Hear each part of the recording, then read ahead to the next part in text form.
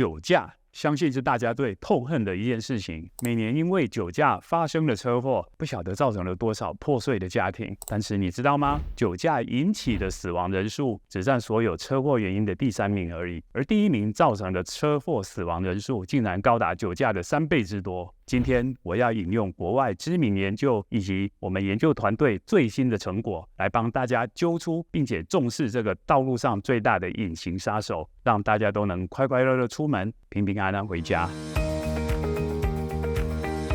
您好，欢迎回到元气医生频道，我是刘文德医师。我会在这里分享许多有关呼吸和睡眠的科学方法，来帮助大家呼吸顺畅，睡得更好。最近在新澳隧道发生的砂石车追撞事件，造成了1死11伤的惨剧。看到监视器的画面，司机没有任何刹车或减速，就一路往前冲，很明显就是在打瞌睡，而他自己也承认在开车时晃神。这让台湾民众再次关注职业驾驶的工作和驾驶习惯。我曾经遇过一位43岁的患者李先生，他是职业驾驶，工作经常需要载客往来机场与饭店，大多数时间是在高速公路上度过的。对于自己的打鼾情形，早就习以为常了，并没有很在意。虽然他的老婆在几年前就开始注意到他睡觉中会出现呼吸中断的情形，要求他来检查，但是因为工作忙碌，始终拨不出时间。这次会下定决心前来看诊，是因为最近1个月以来发生了3次的可怕经历。原本车子还开在高速公路，开着开着不知怎么就突然晃神，清醒后已经自动开下交流道，停在红绿灯前了。究竟自己是如何开到路口停车的？这段记忆完全是一片空白，真的让他吓出一身冷汗。还好没有出车祸，自己才觉得不能再拖下去了。疲劳驾驶一直是道路安全始终挥之不去的阴影。与酒驾不同的是，疲劳与否不容易有一个客观方便的测量方式。根据《道路交通管理处罚条例》第34条，连续驾车超过8小时或患病足以影响安全驾驶者，可处以1200元以上2400以下罚款。这是目前唯一的罚则。影片一开始讲到的车祸致死原因第1名叫做未注意车前状况。在民国110年交通部公布的统计资料里，一共夺去了564条生命，是第3名酒驾187名的整整3倍。你觉得这些开车不专心的驾驶们，其中有多少比例是因为他们没办法专心，根本就在打瞌睡呢？美国汽车协会的交通安全基金会去年出了一份报告，在所有死亡车祸中，高达16%到21%与疲劳驾驶有关。以110年车祸总死亡人数2440人来计算，依照这个比例，则有高达390人到512人是因为疲劳驾驶发生的车祸而丧失生命。粗略的推估，这些因为未注意车前状况导致车祸而失去生命的564人里面，很可能有高达70%到90%牵涉到疲劳驾驶。大家都还记忆犹新的造成33名乘客丧生的蝶恋花游览车翻覆事故，就是因为驾驶过劳晃神造成的。上面提到的李先生，他的状况听起来很夸张，却是不折不扣的真实案例。其他比较常听到的疲劳驾驶症状，或许你也有类似的经验，像是需要大声放音乐、拍打脸颊，甚至捏自己大腿等各种刺激来打起精神，这是非常危险而且痛苦的事情。但是有些人可能就会觉得奇怪，明明自己晚上睡眠时间还算足够，怎么开车的时候就是常常精神不好呢？造成疲劳驾驶的原因很多，总结起来大概有以下几个方面，包括缺乏睡眠、长时间驾驶、夜间驾驶、酒精和药物、身体疾病、压力和情绪问题等等。排除掉因为身体健康、酒精与药物的影响之外，疲劳驾驶的主要原因跟睡眠不足与睡眠障碍有很大的关系。相信看到这里，你大概就可以猜到，之前影片里我们经常提到的百病之母睡眠呼吸中止症，就可可能是罪魁祸首哦。即使睡眠时间足够，却还是会让驾驶人白天的精神不好，也对驾驶人注意力的影响竟然跟酒驾不相上下。有篇2009年发表在顶级医学期刊 Annals of Internal Medicine 的报告，做了一个疲劳与饮酒程度的模拟驾驶研究，透过仪器设备的详细分析驾车行为，包括偏移程度、超过2秒钟的闭眼频率、模拟撞车次数等等。研究可以发现，中重度的睡眠呼吸中止症病患，他们的驾驶失误严重度已经超过血液中酒精浓度0.05%的程度。这在台湾换算成酒测值，已经大约相当于高达每公升0.25毫克，大概是以体重70公斤的人喝下3.3罐啤酒的量，已经触犯刑事责任了。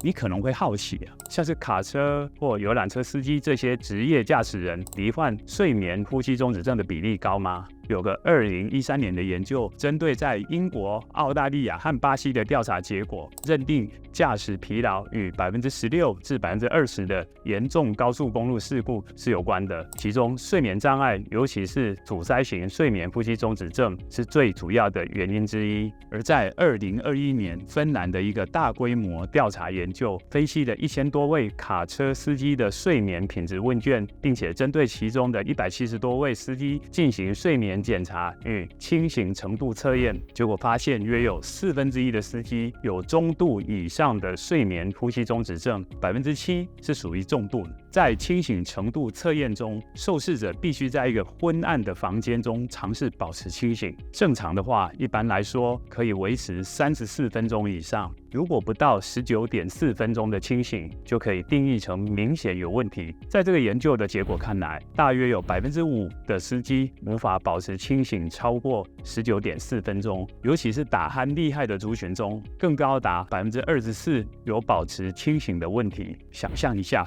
在路上驾驶这些庞然大物的学长们，竟然有这么高的比例处于精神不佳的状态，这是不是让你光想象就不寒而栗呢？2019年，在意大利的一个研究也发现，司机白天嗜睡的问题大概有一半与阻塞型睡眠呼吸中止症相关，并且会增加驾驶事故的风险。使用连续性阳压呼吸器治疗就可以有效降低这种风险，但是最大的问题是，病人愿意持续治疗的意愿通常不是很好。因此，根据欧盟有关驾驶风险的指引，患有阻塞型睡眠呼吸中止症的驾驶人，甚至需要评估是否持续接受阳压呼吸器的治疗，来决定能不能保留驾驶执照。这也可能是欧盟国家死亡车祸比例这么少的原因，大概每10万人4人左右，并且逐年下降。而台湾的数字高达12，并且一年比一年高，这真的需要我们的政府与民众多加重视。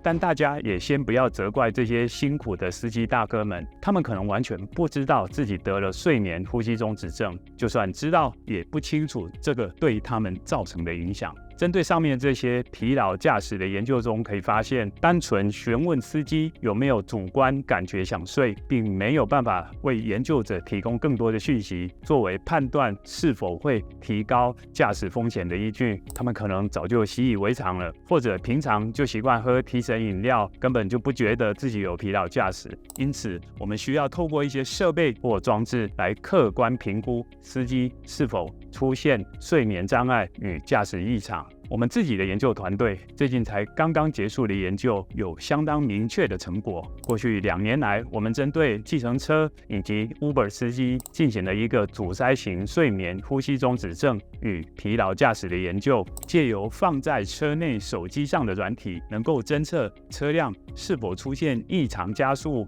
减速、转弯作为异常驾驶事件的量化记录，同时并透过贴在司机身上连续多天的胸前贴片，详细记录睡眠情况，包括睡眠呼吸中止程度以及驾驶汽车过程中的自律神经变化等特殊参数，分析每次将要发生异常驾驶事件前的5分钟，心率会出现异常变化的程度。过去我们的研究就已经发现，透过这个心率变化模式，可以作为自律神经应付驾车车疲劳出现时的一种量化指标。那在我们整个的结果发现，重度睡眠呼吸中止症的司机会出现显著提高的异常驾驶事件，而这个异常驾驶事件可以透过前5分钟的心率变化特殊模式加以预测，准确率大概有75%。如果把前一天晚上的睡眠品质加上去，这个预测的准确度可以提高到80%。更进一步呢，如果加上前2天的睡眠品质的话，整体的预测准确度则高达90%。也就是说，睡眠品质的好坏直接影响隔天疲劳驾驶的严重性，而且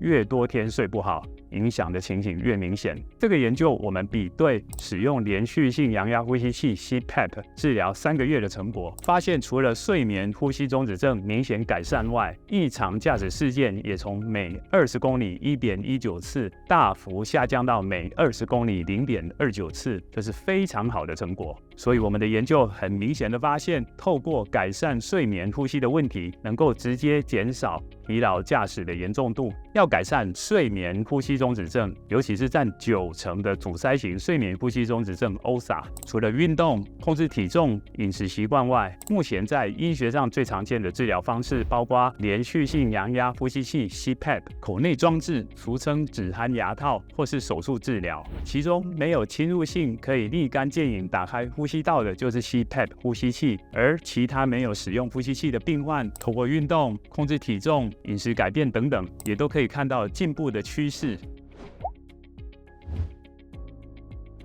知道了以上这些资讯后，我有几个重要的呼吁，希望大家可以用在日常生活中，使疲劳驾驶发生的车祸越少越好。第一，主动观察，因为通勤或是生活上的需要，经常得开车的朋友，一定要好好评估自己的驾车途中是否曾经有疲劳、嗜睡的情况。如果自己也不是很确定，干脆就找专业的医疗机构安排检查以及后续的治疗。因为根据研究发现，主观感受的疲劳驾驶程度与实际上有很大的落差。就像影片一开始的案例，他是在不自觉中发生了入睡，自己把车子开下交流道的，真的是非常惊险。第二，积极治疗。一旦确诊有睡眠呼吸中止症的问题，一定要积极治疗哦。因为没有治疗的病患，由于睡眠剥夺造成的疲劳驾驶，严重程度甚至比酒驾还厉害。经常需要开车的朋友，好好治疗改善，不但是为了自己，也是保护别人的做法。第三，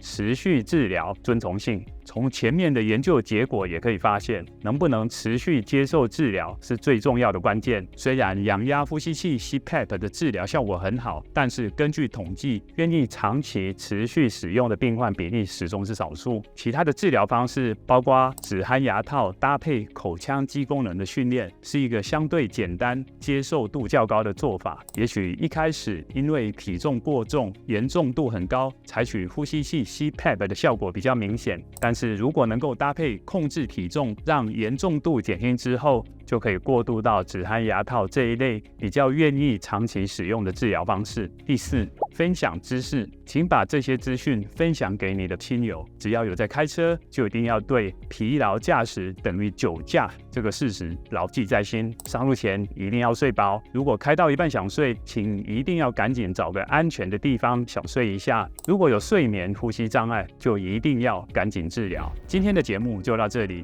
疲劳驾驶与睡眠呼吸中止症已经是现代社会中公共安全一个非常重要的议题，不单单是自己的健康，一旦发生车祸，影响所及，常常是家庭人生的重大变故。找出并改善潜在的睡眠呼吸中止症是一个确实可行的方法。希望大家每次上车都是快乐出门，平安回家。之后的节目我会继续分享更多能让你好好呼吸、睡个好觉的科学方法。我是刘文德医师，愿你用呼吸和睡眠找回自我疗愈的原力。我们下次见，拜拜。